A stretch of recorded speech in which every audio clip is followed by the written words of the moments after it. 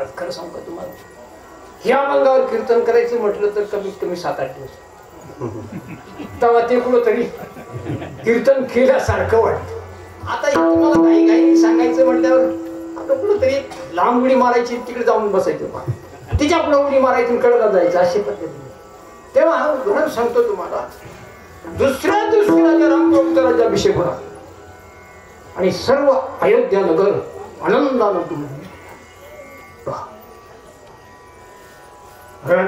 मग सुंदर असे वाद्य वाजत आहेत, सडा समार्जन केलेलं आहे. जिकडे तिकडे घरोघरी रांगोळ्या काढलेल्या आहेत आणि सगळीकडे अयोध्येमध्ये आनंदमय असं काय आहे वातावरण. उद्या राजा राम होणार. इकडे रावणाच्या बंदीवासामध्ये असलेल्या देवांची मिटिंग म्हणले उद्या जर राजा रामप्रभू झाला तर आपली सोडवणूक करण्याकरता तो येणार नाही. मग तिथं काहीतरी विघ्न केलं पाहिजे. तेव्हा सर्व देवांनी म्हटले मग आता कुणाला तिथं पाठवायचं. मग सगळ्या देवांनी विघ्न संतोषी देवता तिचा काय केला, धावा केला. ती प्रगट झाली, त्याचं नाव विकल्पकार. म्हणले कशा करता माझा धावा केलास. म्हणजे तुम्हाला एक काम सांगायचं. काय काम आहे, अयोध्येमध्ये जायचं. उद्या राजा रामप्रभूचा राज्याभिषेक होणार आहे.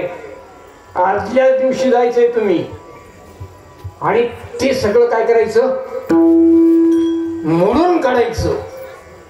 नाशी माणसं खूप असतात, नाही बोलायचं तिचे. म्हटलं ह्या अशा आनंदाच्या प्रसंगी मी जाणार नाही. काय जाणार नाही. हे बघ, यज्ञामध्ये हवीर भाग तुला दिला जाईल आजपासून. जातो की नाही. हा मग जातो. खालून पैसे मिळाले जाऊ दे, आपल्याला काय ठीक आहे. आला त्याच वेळेला कैकईची दासी मंथरा आणि बागेमध्ये फिरण्याकरता आली आणि हिवराच्या झाडाखाली बसले. आणि हे पुढे बसले विकल्प महाशय त्या हिवराच्या झाड. छाया पडल्याबरोबर मंथरेच्या अंतःकरणामध्ये विकल्प सुरू झाले. राजा दशरथानं माझी आवडती राणी कोण, तिची 2ही मुलं मामाच्या घरी पाठवली आणि 34च्या मुलाचा काय करतात, राज्याभिषेक. याला म्हणतात. मग योग्य वेळेला कैकेयीला आपण सावध केलं पाहिजे. कुठली बात ताडका.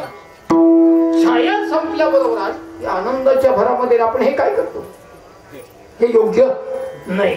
विकल्पानं विचार केला नाही तुझ्यामध्ये प्रवेश करता आला मला, थांब बघतो.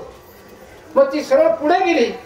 विकल्पानं कलिंगडामध्ये काय केला, कलिंगड त्याच्यामध्ये प्रवेश केला आणि हिला नेमकी काय ते कलिंगड खाण्याची इच्छा झाली.